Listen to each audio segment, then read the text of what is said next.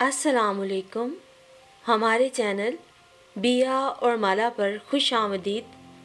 अगर आप हमारे इस चैनल पर पहली दफ़ा आए हैं या आपने अभी तक सब्सक्राइब नहीं किया तो बिया और माला को सब्सक्राइब करना और बेल आइकन प्रेस करना हरगिज़ ना भूलें। वो हिबा थी, समझदार और शुक्रगुजार बाप इदरीस और कनात पसंद माँ हलीमा बेगम की लाडली और इकलौती और साबिर औलाद। उसके माँ बाप का ताल्लुक लोअर मिडिल क्लास फैमिली से था। उसके बाबा सरकारी मुलाजिम थे। ईमानदारी और दयानतदारी उनकी घुट्टी में शामिल थी। इसलिए घर में हर माह एक लगी बंधी मुख्तसर सी तनख्वाह आती, जिसे हलीमा बेगम इंतहाई समझ बूझ और कफ़ायतशारी से इस्तेमाल करती। ऐसे हालात में हिबा के बहुत से शौक़ और ख्वाहिशात पसे पर्दा ही रह जाते, लेकिन अपने घरेलू हालात के बाइस वो सब्र का दामन थामे रखती। ये भी शुक्र था कि इदरीस साहब की कलील आमदनी में न सिर्फ उन तीनों की गुज़र औक़ात हो रही थी, बल्कि उन्होंने अपनी इकलौती दुख्तर को मैट्रिक तक तालीम के ज़ेवर से आरास्ता किया था और आजकल दोनों मियाँ बीवी अपने अहम फ़र्ज से सुबकदोश होने के चक्कर में थे।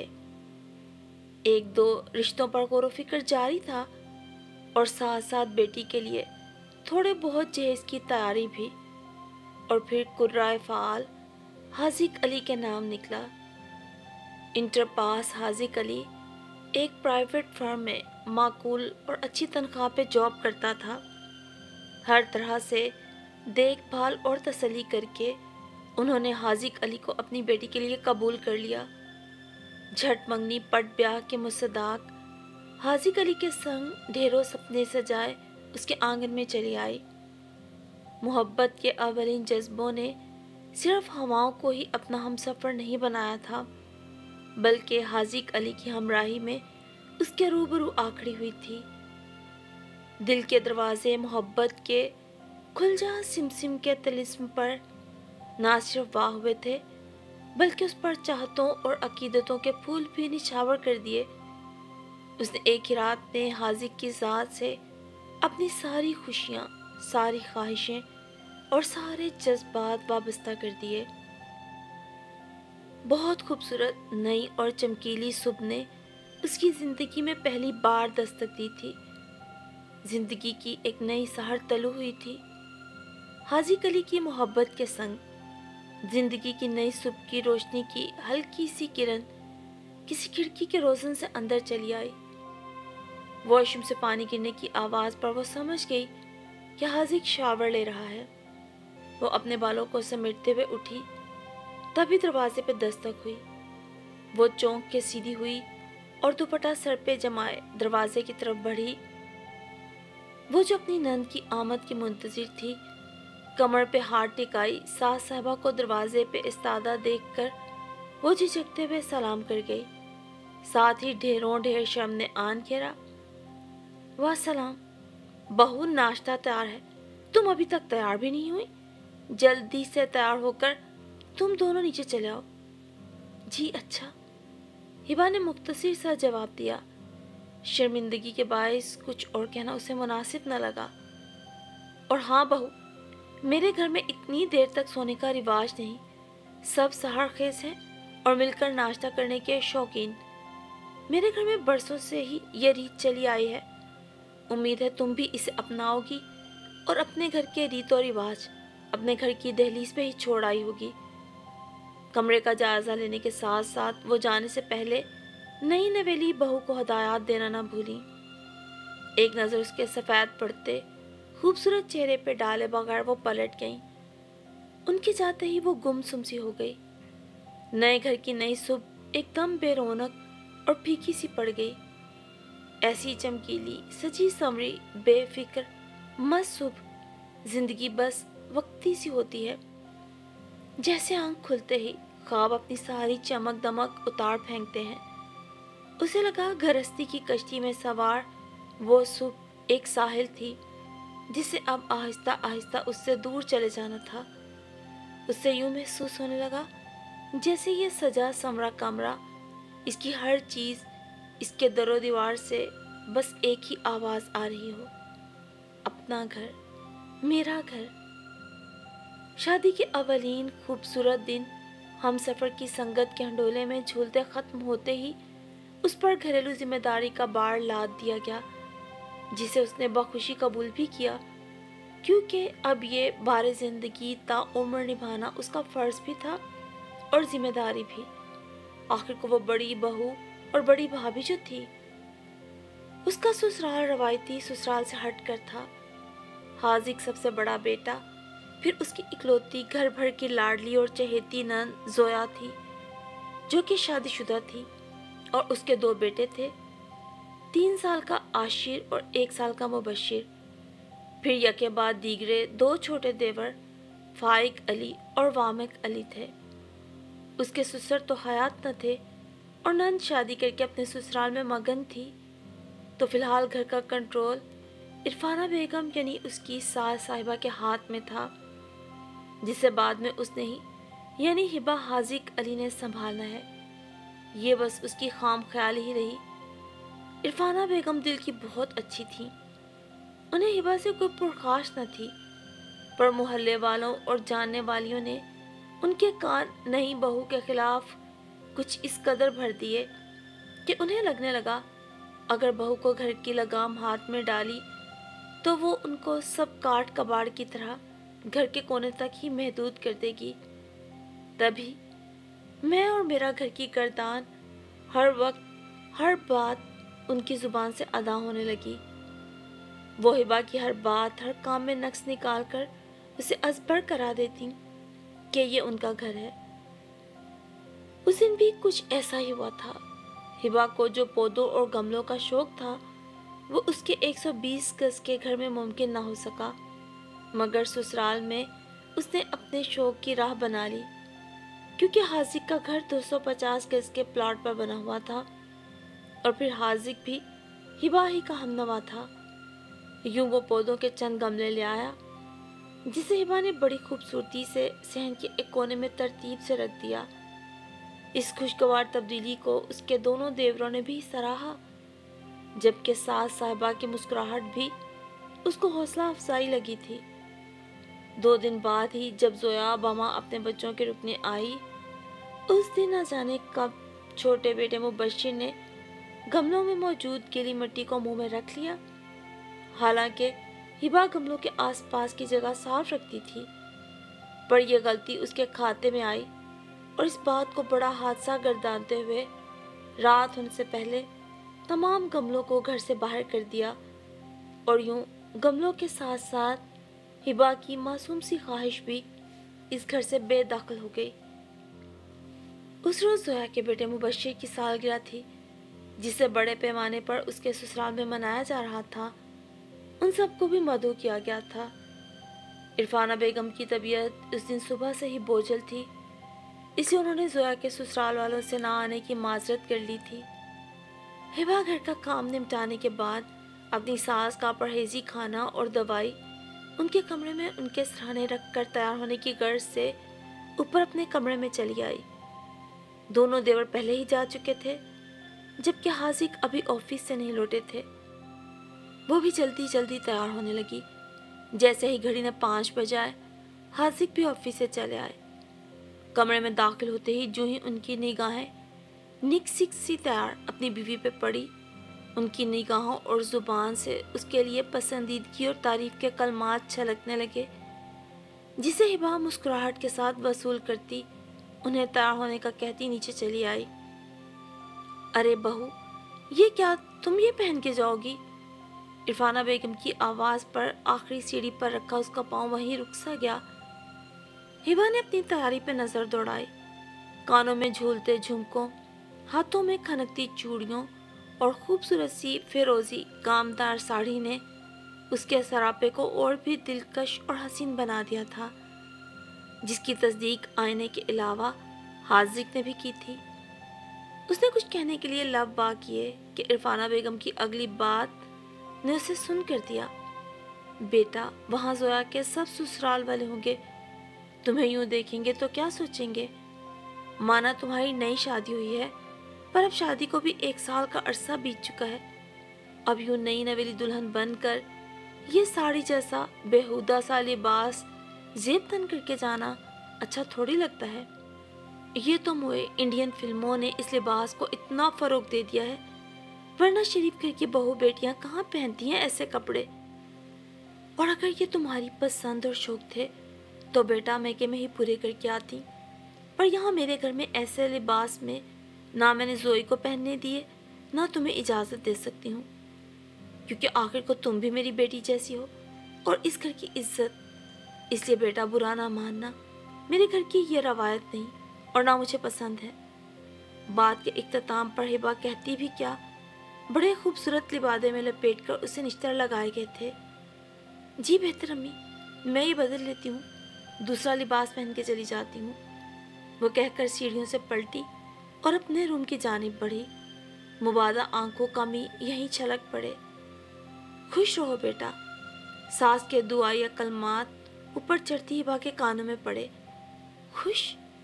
हाँ, अब ख्वाहिशात को ज़ेर करके खुश भी रहना था, क्योंकि उसकी सास का घर था। वो जब कपड़े बदल कर निकली तो उसे सादा से फ्रॉक में मलबूस देखकर हाजिक साड़ी के बाबत पूछे बिना न रह सका। दरअसल साड़ी मैंने पहले कभी पहनी नहीं, मुझसे संभाली नहीं जा रही थी, इसलिए मैंने ये लिबास तब्दील कर लिया। आंसुओं के गोले को अपने अंदर उतारते हिबा ने हाजिक को अपनी तरफ से मुतमईन कर दिया, मगर उसका अपना दिल वो अब कभी मुतमईन ना होता। हिबा ने अपने जज्बातों ख्वाहिशात का गला घोंट के रहना सीख लिया था, क्योंकि ये ससुराल का मैदान था जहाँ अच्छे अच्छे मंजे हुए खिलाड़ी भी मात खा जाते हैं। फिर वो तो नो आमूज खिलाड़ी थी, मगर हिबा में समझ और अक्ल थी, रगों में सब्र और शुक्र कनात का दौड़ता खून था। तभी उसने मात खाने की बजाय अपनी ख्वाहिशों को ही मार डाला, ताकि ससुराल में सुरखरू होकर रह सके। और फिर आने वाले वक्त ने हिबा के इस सही फैसले की तस्दीक करते हुए उसे ससुराल और शोहर के दिल की मलका बना डाला। वक्त का पहिया अपनी रफ्तार से घूमता रहता है, ये किसी के लिए कभी रुकता नहीं, न पीछे रह जाने वालों का इंतजार करता है, न आगे जाने वालों के संग चलता है। मौसम, रुतें, चेहरे, तारीख और कैलेंडर सब बदलते रहते हैं, पर नामुकम्मल ख्वाहिशात और अधूरे ख्वाब एक हसरत, एक कसक बन जाते हैं। उसे पूरा करने की आरज़ू वक्त के हमरा कम हो भी जाए, पर ख़त्म कभी नहीं होती। गम और ज़ुबान का गहरा ताल्लुक़ होता है। गम में जितनी शिद्दत और गहराई होती है, ज़ुबान उतनी ही बंद और खामोश। उसने भी गमों को अंदर छुपा कर होंठों पे कुफ़्फ़ल लगा दिया था। यही बेवफा वक्त अपने साथ ज़िंदगी के 20 साल लेके गुजर गया। हिबा और हाजिक की अज़दवाजी ज़िंदगी का कशकोल उमैमा और हुज़ैफ़ा से भर गया। उसके दोनों छोटे देवर मुल्क से बाहर क्या गए, वहीं पे सेटल होकर रह गए। इन 20 सालों ने उसकी माँ को भी उससे दूर करके मनो मटी तले सुला दिया। वहीं पिछले दिनों इरफाना बेगम भी उन्हें दागे मुफारकत दे गई। हिबा की बेटी उमैमा के लिए हाजिक अली के दोस्त के बेटे का रिश्ता आया था, जो कि देखा भाला, शरीफ और माकूल, पढ़ा लिखा और बरसरे रोजगार भी था। सब खूबियों को मद्देनजर रखते हुए हिबा और हाजिक ने अपनी माँ यानी इरफाना बेगम से सलाह मशवरे के बाद इस रिश्ते को कबूल कर लिया। और इन दिनों उमैमा की शादी की तैयारियां अरूज पर थीं। ऐसे में हिबा की सास की वफात के बाइस शादी को 2 महीनों के लिए मुलतवी कर दिया गया। 40वें के दूसरे दिन की बात थी। अचानक जोया रोती धोती चली आई। उसकी अचानक आमद की वजह हिबा को भी समझ न आ सकी। आते ही हाजिक के साथ कमरे में चली गई। हिबा जब कुछ देर बाद चाय के लिए कमरे में दाखिल हुई तो दोनों बहन भाई को सर जोड़े किसी गहरी सोच में गर्क पाया। भैया, आप भाभी से भी मशवरा कर लें, बाद में उन्हें इस फैसले पर कोई एतराज़ ना हो। हिबा को अंदर दाखिल होते देखकर जोया ने आंसू पोंछते हुए कहा, जोई, क्या बात है आखिर, कोई मुझे भी तो बताए। हिबा के इस्तफसार पे जोया ने अपने शोहर के कारोबारी नुकसान और घरेलू तंगदस्ती का वो नक्शा खींचा कि अल्लाह माफ़ी। अब वो अपने आबाई घर में से अपना हिस्सा लेने आई थी। اس کے اس فیصلے میں نہ صرف فائق اور وامق بھی اس کے ہمنوا تھے، بلکہ انہوں نے بھی اپنا حصہ اپنی بہن کے نام کر دیا تھا۔ بہن بھی وہ جس کے دونوں بیٹے بھی برسر روزگار تھے، پھر بھی تنگ دستی کا رونا تھا۔ ساس کے بعد یہ گھر جس کا کل مختیار اب اسے ہونا تھا، ایک گھر اپنا گھر، یہ خواہش پھر سے ننھا پودا بن کر جو پھلنا پھولنا شروع ہوئی، اسے ایک بار پھر تناور درخت بننے سے پہلے کچل دیا جانا تھا۔ وہ اپنی سوچوں میں ہی مگن تھی جب حاضر کی آواز پہ چونکی۔ مجھے ہبا پر پورا بھروسہ ہے، وہ اس گھر سے الگ تھوڑی ہے۔ اس گھر اور اس گھر سے وابستہ لوگوں کی پریشانی اس کی بھی پریشانی ہے۔ آج تک ہبا نے جس طرح میرا ساتھ دیا ہے، آگے بھی یوں ہی ساتھ دے گی، اس لیے تم اپنی بھابھی کی طرف سے مطمئن رہو۔ حاضر کے لہجے سے جھلکتا فخر ہی تو اس کے لیے سب کچھ تھا، اس کی متاع حیات۔ آخر کو شادی کی پہلی رات ہی اس نے اپنی تمام تر خوشیاں حاذق علی کی ذات سے وابستہ جو کر دی تھی، پھر آج وہ کیسے ان کی بات کی تلافی کرنے یا کوئی اعتراض اٹھانے کا سوچ بھی سکتی تھی؟ اسے بڑی خاموشی سے وہ ایک بار پھر اپنی خواہش کو مسکراہٹ کے دبے اس پردے میں چھپانے میں کامیاب ہو گئی۔ امیمہ کی شادی سر پہ کھڑی تھی، ایسے میں اتنی جلدی نیا گھر ملنے اور بننے سے رہا۔ تبھی ہبا اور حاذق کے باہمی فیصلے سے طے یہ پایا کہ فی الحال ہبا کے میکے میں رہا جائے، کیونکہ اس کے والد بھی اکیلے رہ رہے تھے، اور آبائی گھر کے حصے سے جو رقم ملی ہے اس سے ایک پلاٹ خرید لیا جائے۔ اور یوں ہبا ایک بار بھی میکے چلے آئی، مگر ہمراہ شوہر اور بچوں کے۔ اس طرح اس کے بابا کو سہارا مل گیا اور انہیں رہنے کا ٹھکانہ بھی وہ جہاں قدم قدم پر اس کی ماں کی یادیں تھیں اور اس کے بچپن کے مناظر۔ یوں وہ پھر سے 250 گز کا مکان چھوڑ کر 120 گز کے مکان میں آ گئی۔ جیسے ہی امیمہ کی شادی کا فرض بخیر و عافیت ادا ہوا، حاذق نے اپنی ریٹائرمنٹ سے ملنے والی رقم سے اپنے 500 گز کے پلاٹ پر کنسٹرکشن کا کام شروع کروا دیا۔ ہبا اپنے نئے گھر کو لے کر سب سے زیادہ خوش تھی، کیونکہ ایک اپنا گھر جہاں اس کی خواہش تھی، وہیں اس خواہش کو اب تک وقت نے ایک ضرورت بھی بنا دیا تھا۔ ہبا بہت خوش اور مطمئن تھی کہ بالآخر اب وہ بھی اپنے گھر کی مالکن بننے والی ہے، اب وہ بھی کہہ پائے گی کہ یہ میرا اپنا گھر ہے۔ ان کے نئے گھر کی پہلی منزل تقریباً مکمل ہونے کو آئی تھی۔ ہبا کا جوش و خروش امڑ کے باہر چھلکنے کو بے تاب نظر آتا۔ اکثر آتے جاتے حاذق اسے چھیڑتے، یہ ایک پلاٹ ہی تو ہے، کوئی چاند کا ٹکڑا تھوڑی، تم تو کسی بچے کی طرح یوں خوش ہو جیسے اس کا پسندیدہ کھلونا ملنے جا رہا ہو، یا کسی نئی نویلی دلہن کو پوری دنیا کی دولت ہاتھ لگی ہو۔ ہبا ان کی باتوں کے جواب میں صرف مسکرانے پہ ہی اکتفا کرتی۔ وہ انہیں بتا نہ سکی کہ یہ صرف ایک خالی پلاٹ نہیں، اس کی خوشیوں کی زمین تھی، ایک خواب تھا جسے تعبیر دیر سے ہی ملنے کو تھی۔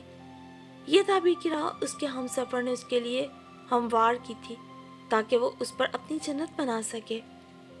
ہبا اٹھتے بیٹھتے باپ اور بیٹے دونوں کو ہر روز ان گنت بار ہدایات دینا نہ بھولتی۔ گھر کی کلر اسکیم سے لے کر فرنیچر کی سیٹنگ، کمروں کے لیے ڈیکوریشن پیس، لاؤنج سے لے کر باہر گارڈن میں رکھنے کے لیے گملے، الغرض ہر بات کو وہ ہر روز نئے سرے سے دہراتی اور انہیں بتاتی۔ میں سوچ رہی تھی کہ نئے گھر کی تعمیر و تکمیل کے لیے رکھی جانے والی قرآن خوانی میں ہم حذیفہ کی شادی کی تاریخ بھی فکس کر دیں، تاکہ حذیفہ کی دلہن اور میں دونوں ہی مل کر نئے گھر کی بنیاد رکھیں۔ ہبا نے اپنا خیال حاضر کے گوشے گزار کیا۔ حذیفہ کی پسند کو مد نظر رکھتے ہوئے حذیفہ ہی کی کولیگ صنوبر سے حذیفہ کی بات پکی کر دی گئی تھی۔ حذیفہ اپنے پیروں پہ کھڑا تھا، امیمہ اپنے سسرال میں خوش تھی، اور نیا گھر بھی تعمیر کے قریب تر تھا۔ اس سے ہبا کا خیال تھا کہ بہو کو بھی اب گھر لے آئے۔ بیگم جی، یہ ڈپارٹمنٹ تمہارا ہی ہے، تمہیں جو بہتر لگے ویسا ہی کرنا۔ حاذق سارے اختیارات ہبا کو سونپ کر بری ذمہ ہو چکے تھے، جبکہ ہبا تو بے تاب اور بے چین سی تھی اپنے نئے گھر کی قیادت سنبھالنے کے لیے۔ پر ہبا کو کیا پتا تھا کہ ابھی خوشیاں اس کے گھر کا پتہ ڈھونڈ رہی ہیں کہ اس سے پہلے دکھ نے اس کا در کھٹکھٹا دیا۔ ایک بہت ہی اداس، سلونی اور سرد سی شام ہبا کو بے وقوفی کی چادر اوڑھا گئی۔ ابھی تو خوشیاں آئی تھی، ابھی تو اسے اپنے ہم سفر کے ہمراہ اپنے گھر میں قدم رکھنا تھا، ابھی تو اسے اپنے ہم سفر کی ضرورت تھی، ابھی تو اسے اپنے خواب کی تعبیر ملنا تھی۔ پھر یہ اچانک وہ غم و بیوگی کی چادر بکل مارے گم سم سی ہو کے رہ گئی۔ وقت کا بے رحم دریا جب بہتا ہے تو بہت سے دکھ بھرے پل اور خوشیوں بھری شامیں بھی اس کے سنگ بہہ جاتی ہیں۔ جہاں ایک طرف ہبا کی عدت کی میعاد مکمل ہوئی، وہیں دوسری جانب اس کے گھر کی تکمیل کے مراحل بھی مکمل ہو چکے تھے۔ امیمہ کی تسلیوں، حذیفہ کے ساتھ کبھی کبھی آتی صنوبر کی کھٹی میٹھی باتوں اور اس کے بابا کی نصیحتوں نے اسے پھر سے زندگی کی ڈگر پہ راغب کر دیا۔ بارہا حاضر کی یاد اسے رلانے چلی آتی۔ آخر کو اس کی ذات نے ہبا کے خواب اور خواہش کی تعبیر و تکمیل کو مکمل بنایا تھا، اور آج وہی ذات اس کے ہمراہ نہ تھی۔ دل کو اتھل پتھل کرتے جذبوں کو سنبھالے وہ ضرورت کی اہم چیزیں پیک کر رہی تھی تاکہ انہیں بحفاظت نئے گھر پہنچایا جا سکے، کیونکہ اب گھر کی شفٹنگ کا مرحلہ بھی آن پہنچا۔ فرنیچر اور دیگر بڑا سامان حذیفہ نے نیا گھر خرید کر نئے گھر کی زینت بنا دیا تھا۔ ہبا کے والد بھی انہی کے ہمراہ جانے والے تھے، کیونکہ ہبا انہیں تنہا نہیں چھوڑ سکتی تھی اور فی الحال اس کے میکے کو تالا لگ جانا تھا۔ بالآخر وہ گھڑی بھی آن پہنچی جب ہبا اپنے جذبوں اور آنسوؤں کے سیلاب پہ بند باندھے اپنے من کے ہوتے قدموں کو سنبھالے بچوں اور والد کے ہمراہ نئے گھر کی منزل کی جانب روانہ ہوئی۔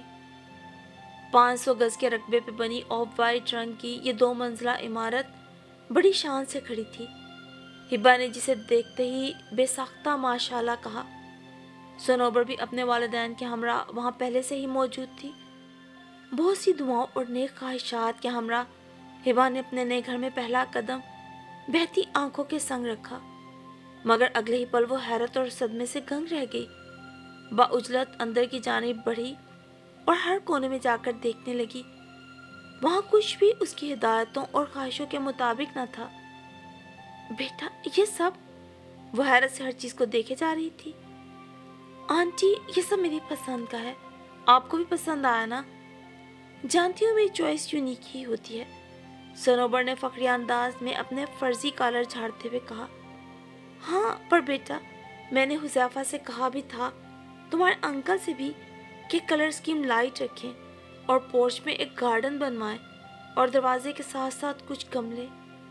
اوہو آنٹی آپ اتنا اولڈ فیشنیبل ہیں، اب یہ وائٹ کلر تو بالکل بھی نہیں چلتے، آج کل تو برائٹ کلرز کا دور ہے، اور پھر یہ پودے گملے یہ سب تو بہت جگہ گھیر لیتے ہیں اور کچرا گند الگ، اس لیے گارڈن کی جگہ یہ سوئمنگ پول ہی بیسٹ ہے۔ ہبا کی بات کاٹ کر صنوبر ایک ادا سے بولی۔ ہبا ہم تم تو ٹھہرے اولڈ فیشن، اب تو انہی بچوں کا دور ہے۔ صنوبر کی والدہ نے بھی بیچ میں مداخلت کی۔ جی ماما آنٹی اور صنوبر ٹھیک ہی کہہ رہے ہیں، ویسے بھی ماما رہنا تو صنوبر نہیں ہے، آفٹر آل یہ اس کا بھی گھر ہے، تو بس فیشن اور صنوبر کے آئیڈیاز کو مد نظر رکھتے ہوئے ہم نے مل کر گھر کو ڈیکوریٹ کیا، آخر کو ہمارا بھی تو حق ہے نا، حذیفہ نے بھی کہنا مناسب سمجھا۔ ہبا ششدر سی تھی، جہاں صنوبر اور اس کی والدہ کی بات سن کر حیران سی تھی، وہیں بیٹے کے منہ سے نکلنے والے جملوں نے اسے چونکا دیا۔ وہ حیران اور پریشان سی، صدمے سے گنگ، کبھی بیٹے کو، کبھی اس گھر کو، اور کبھی سامنے موجود اس لڑکی کی جانب دیکھے گئی جو اب تک اس کی بہو بنی نہ تھی، پر بڑے حق سے اس نے اس گھر کو اپنی جاگیر تصور کر لیا تھا، جس پر تصدیق کی مہر خود اس کا بیٹا لگا بھی چکا تھا۔ وہ خالی خالی نظروں سے چاروں جانب دیکھنے لگی، یہ در و دیوار بھی گویا اب اس کے نہ رہے تھے۔ تو کیا یہ گھر بھی میرا نہیں؟ یہ گھر جس کی بنیاد میرے ہم سفر نے رکھی، جہاں میں نے اپنی جنت بسانی تھی، یہ گھر جو اس کی خواہش کی تکمیل بن کر اس کے سامنے تھا، اب کسی اور کی ملکیت ہو گیا، اور وہ کوئی اور نہیں اس کی اپنی بہو، جو اب تک بیاہ کر بھی اس گھر میں نہ آئی تھی۔ ہبا اپنے اندر سوچے جا رہی تھی، یکدم اس کی آنکھوں کے گرد اندھیرا سا چھانے لگا اور اگلے ہی لمحے اس کا وجود زمین پر آن گرا۔ آئی ایم سوری شی از نو مور کے الفاظ امیمہ اور حذیفہ کے کانوں میں سیسا بن کے گرے تھے۔ امیمہ اس کی لاڈلی بیٹی ارد گرد سے بیگانہ ہو کر ماں کے وجود سے لپٹی زاروں قطار رو رہی تھی۔ पल भर में इर्द गिर्द एक हजूम सा लग गया था। बेचारी को नया घर रास नहीं आया। किसी खैरखा ने अफसोस भरे लहजे में कहा। हिबा की सारी हिस्सें जो अब तक काम कर रही थी आलाए समात बन गई। उसके इर्द गिर्द चारों तरफ हर तरह का शोर था। एक जानिब हुज़ैफा अपने बूढ़े नाना से लिपटा रो रहा था, तो दूसरी जानिब उमैमा को सनोबर और आसपास रहने वाले पड़ोसियों ने संभाला हुआ था। हिबा के आसपास बहुत सी आवाज़ें गूंज रही थी, जो आपस में गड़बड़ होकर एक ही फिक्रे की तकरार कर रही थी। मेरा घर, अपना घर। इन आवाज़ों में हिबा के बचपन की पड़ोसन, हिबा की अम्मी, हिबा की सास और हिबा की बहू सनोबर, सब की आवाज़ें शामिल थी। हिबा का ठिकाना इस दुनिया में जाने कहाँ था। न उसके वालिदैन का घर उसका हो सका, न सास ने उसके शौहर के घर को अपना बनाने दिया, और तो और बहू ने भी उसे सेमीफाइनल से पहले ही आउट कर दिया। जिस घर की तामीर के सपने बुनते हाथ जख्मी हो चले थे, उसी घर और सपनों की तकमील पर उसे एक पल में भी बेदखल कर दिया गया। अरे चलो मर्द हजरात, आगे मरहुमा को अब उसके असल घर रवाना करने की तैयारी करो। घर, इस लफ्ज की पुकार पे उसका रुआ रुआ फिर से चौंक उठा। एक और घर का सफर। अब ये कैसा घर था, किसका घर था? क्या उसका अपना घर? सोचो कि यह गाड़ उसके बंद होते दिमाग में जारी थी। जब कलमा शहादत की तकबीर के साथ आहिस्ता आहिस्ता उठाया गया, उसके प्यारे, उसके बच्चे, उसके पिया का लिया हुआ प्लॉट, उसकी ख्वाहिश और उसके बहू बेटे का घर, सब कुछ पीछे छूटने लगा। कंधों पे उठाए उसे शहर खामोशा की जानिब लाया गया, जहां उसके लिए लहर तैयार थी। ओह, तो ये था मेरा घर। यहाँ आना था मुझे, जिसे मैंने यकसर फरामोश कर दिया। मेरा असली घर, जिसे भूलकर मैं दर बदर अपने घर और अपने आशियाँ के लिए भटकती रही, जबकि मेरा असली और हकीकी और ताअबद आशियाँ तो ये था, कब्र। ये 2 गज कब्र ही तो है असली घर, असल आशियाँ, जिसे दुनिया की चकोचौंध और अंधेपन ने जैसे दिलो दिमाग से फरामोश कर दिया है। लोग इस हकीकी घर और ठिकाने को भूल जाते हैं, पर यह घर अपने मकीनों को नहीं भूलता। हिबा की मिसाल उस परिंदे की सी थी, जिसने मौसमों की परवाह के बगैर बिना थके अपने आशियाँ के लिए तिनका तिनका जोड़ा, और जब आशियाना बना तो वक्त के धुंधो तेज तूफान ने उसे बिखेर के रख दिया। हिबा को इस तरह हकीकत से आशना होने के लिए शहर खामोशा का बासी बनना पड़ा। सालों वो दर बदर अपने घर की तलाश में फिरती रही, और बिलाखिर अपने इस असली आशियाँ तक पहुंच ही गई, जिसे वो भूल चुकी थी। पर वही उसका अब अपना घर और अब्दी ठिकाना था। और अपना घर, मेरा घर की तकरार करते हम इंसान कैसे अंधे हैं कि अपने असली घर की तो फिक्र करते ही नहीं।